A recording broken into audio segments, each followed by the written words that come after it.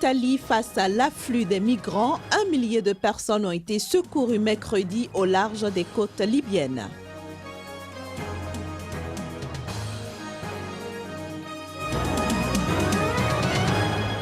Grand incident hier au siège du Parlement nigérian.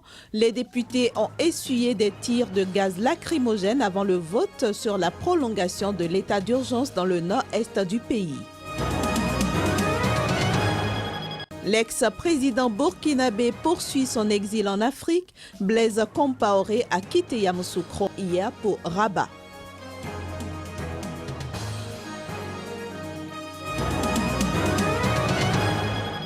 Vendredi 21 novembre 2014, ravi de vous retrouver pour ce rendez-vous de l'information. Bonjour et bienvenue à toutes et à tous. 1 millier de migrants secourus en mer Méditerranée au cours de 2 jours entre mercredi et jeudi par les autorités maritimes italiennes. Il s'agit d'une opération de secours sur un navire marchand qui transportait plus de 600 migrants, dont des femmes et des enfants, mais aussi des bébés de quelques mois. Reportage. Des marins qui sauvent des migrants des folles vagues, la scène est devenue récurrente ces dernières semaines en Italie. Cette fois-ci, ce sont plus de 600 migrants passagers d'un bateau dont les moteurs ne fonctionnaient plus qui ont été remorqués jusqu'au port sicilien d'Augusta. Avant ceci, les gardes-côtes italiens, appelés à l'aide par téléphone satellitaire, avaient secouru près de 400 personnes mercredi à bord d'un canot pneumatique au large des côtes libyennes. Sur leur route, ils récupéreront également 283 autres personnes à bord de 2 embarcations. Une autre opération menée vers les côtes italiennes à une dizaine de kilomètres au sud de la Sicile a permis de secourir 110 migrants et d'arrêter 3 passeurs présumés de nationalité ukrainienne. La semaine dernière, les secours maritimes italiens étaient déjà venus en aide à environ 2500 migrants à bord de plusieurs bateaux en détresse entre la Libye et la Sicile. Depuis l'été 2013, l'Italie est confrontée à des arrivées massives sur ses côtes, une moyenne de 400 par jour environ. Un chiffre qui pourrait néanmoins connaître une nette baisse avec l'arrivée de l'hiver, où l'on observe généralement un ralentissement de l'afflux des migrants dans la région. Les rideaux sont tombés sur la conférence des pays donateurs tenue à Berlin. À l'issue des travaux, le Fonds vert de l'ONU chargé d'aider les pays en développement à lutter contre le réchauffement climatique a pu lever plus de 9 milliards de dollars à la satisfaction générale. 10 milliards de dollars à lever par le Fonds vert de l'ONU. C'était le défi à relever d'ici la fin de l'année. Rien qu'à l'issue des assises de Berlin, le Fonds vert est parvenu à lever 9,3 milliards de dollars. Ce n'était pas gagné d'avance, mais face aux enjeux liés au réchauffement climatique, il fallait bien le faire. Je pense que la sévérité de l'évolution de la situation climatique a vraiment fait bouger les lignes. C'est une journée vraiment marquante pour la vie du Fonds vert pour le climat. On est presque à 9,4 milliards de contributions, plus que 21 pays. Il y en a quelques-uns qui vont, sur les semaines qui viennent, annoncer leurs contributions. Pour la ministre allemande de l'Environnement, avec cette collecte et les contributions encore en attente, l'espoir est permis. Je suis confiante dans le fait qu'avec les prochaines contributions, nous atteindrons les 10 milliards que nous souhaitons. Les pays donateurs se disent tout proches du but, doter le Fonds vert d'un budget pour les 4 prochaines années. L'objectif à terme est d'aider les pays les plus exposés au réchauffement climatique en soutenant des projets verts concrets, contribuant par exemple à diminuer les émissions de gaz à effet de serre ou à faire reculer la déforestation. La conférence de Berlin, la toute première réunion formelle des donateurs du fonds, s'est tenue quelques jours avant la conférence sur le climat de l'ONU, prévue pour début décembre à Lima, et 1 an avant celle décisive de Paris, où un accord mondial sur le climat doit voir le jour. Sur le continent africain, maintenant, Blaise Compaoré, le président déchu du Burkina Faso, a quitté la Côte d'Ivoire pour se rendre au Maroc, où il est arrivé dans la soirée d'hier jeudi. Selon le ministère marocain des Affaires étrangères, Blaise Compaoré était accompagné de 5 personnes et est à Casablanca pour un séjour à durée déterminée.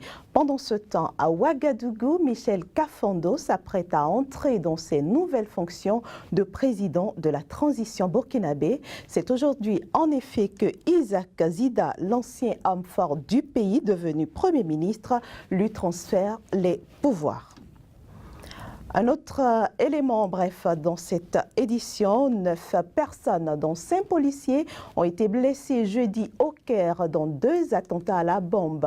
Ces 5 policiers, y compris 2 officiers, ont été blessés par une explosion près d'un point de contrôle à proximité de l'université de Helwan au sud du Caire. Cette attaque a été revendiquée par le groupe djihadiste des soldats de l'Égypte dans un communiqué diffusé via Twitter. Ce groupe, qui se dit lié à Al-Qaïda, affirme avoir agi en représailles à la répression policière qui cible les étudiants dans le pays. Et puis la Tunisie organise dimanche prochain sa première élection présidentielle pluraliste. Après le succès qu'a connu l'organisation des dernières législatives, le pays espère franchir sans handicap cette nouvelle étape de sa transition vers la démocratie.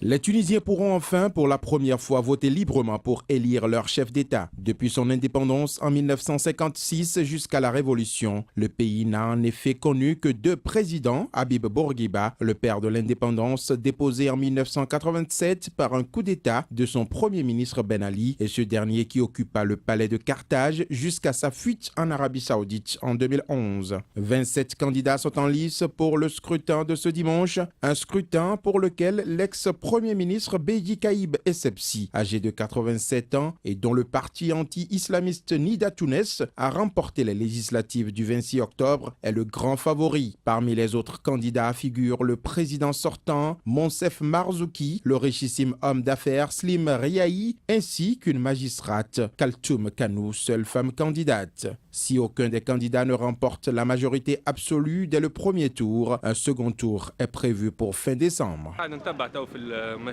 Je suis en train de suivre les nouvelles et je remarque qu'il y a une sorte de bipolarisation entre Essebsi et Marzouki. C'est ce que reflètent les médias. Je trouve qu'Essebsi représente l'ancien régime et que Marzouki représente la révolution et les acquis de la révolution. J'espère que les élections seront exemptes de vices. On a besoin d'une personne qui travaille pour le pays. On ne veut pas retourner dans le passé. Favori du scrutin, malgré son âge avancé, Caïd Essebsi a axé sa campagne sur le prestige de l'État. Un discours qui a trouvé de l'écho auprès de nombreux Tunisiens se disant exaspérés de l'instabilité qui a suivi le soulèvement populaire de décembre 2010. Si ses partisans le considèrent comme le seul à pouvoir faire barrage aux islamistes, ses opposants l'accusent, eux, de chercher à reproduire l'ancien régime. Caïd Essebsi a en effet servi aussi bien sous Bourguiba que sous Ben Ali. Intéressons-nous maintenant à l'actualité liée à l'épidémie d'Ebola. Au Mali, un médecin contaminé par ce virus a succombé hier jeudi. Ceci porte à 5 le nombre de morts parmi les personnes ayant contracté le virus en lien avec un imam guinéen, lui aussi décédé le 27 octobre dernier à la clinique Pasteur de Bamako, la capitale. Le médecin était sous traitement depuis près de 2 semaines et faisait partie des quelques 300 personnes sous surveillance dans le pays. Un précédent bilan faisait état de 413 personnes suivies en lien avec le cas de l'imam guinéen, un cas bien distinct du premier qui a été signalé dans le pays.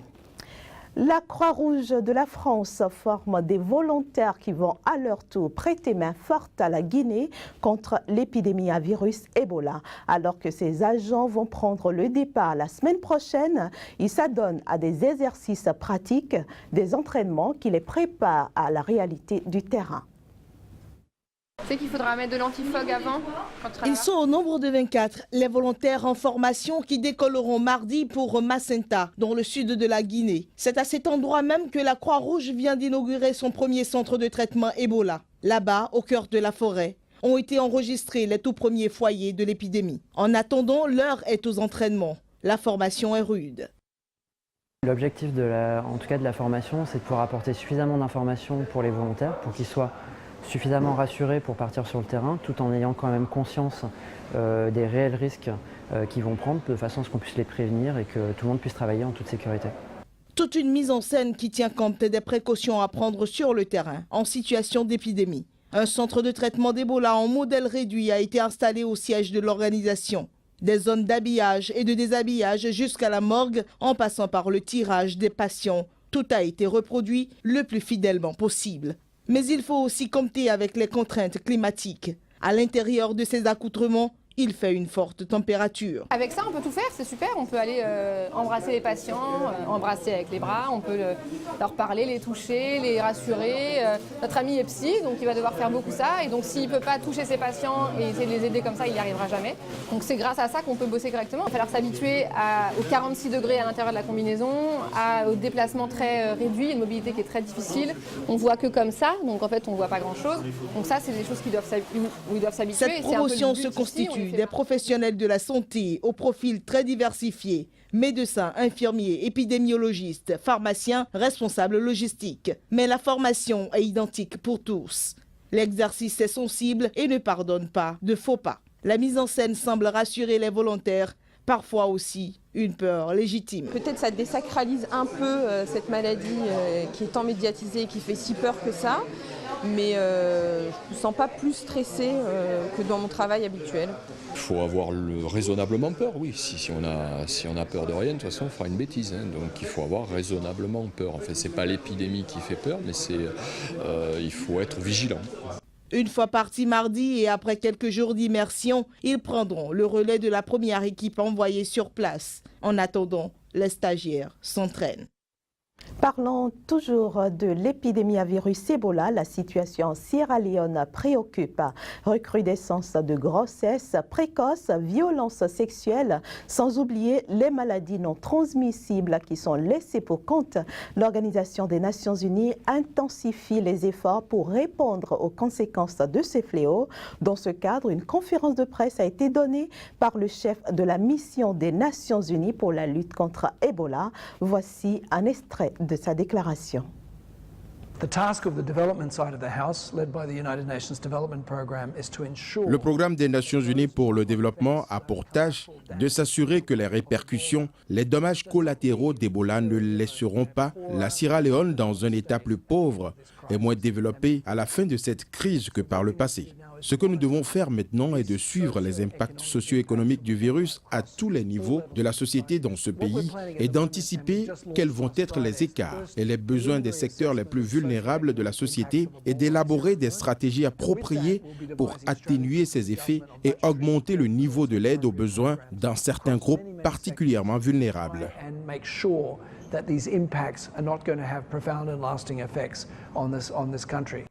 Rendons-nous au Nigeria pour boucler cette édition.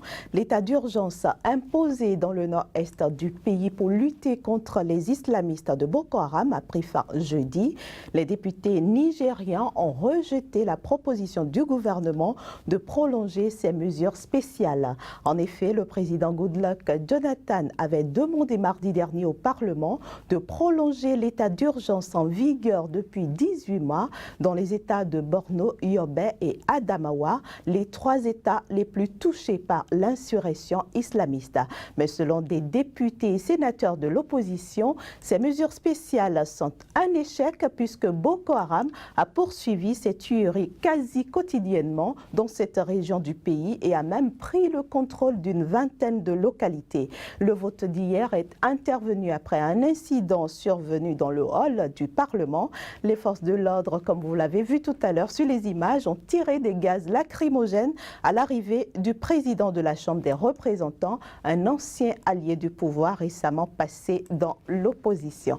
Voilà, mesdames, messieurs, ce sera tout pour cette édition. Merci à vous de nous avoir reçus chez vous. Passez une très bonne journée en compagnie des programmes de Sika TV.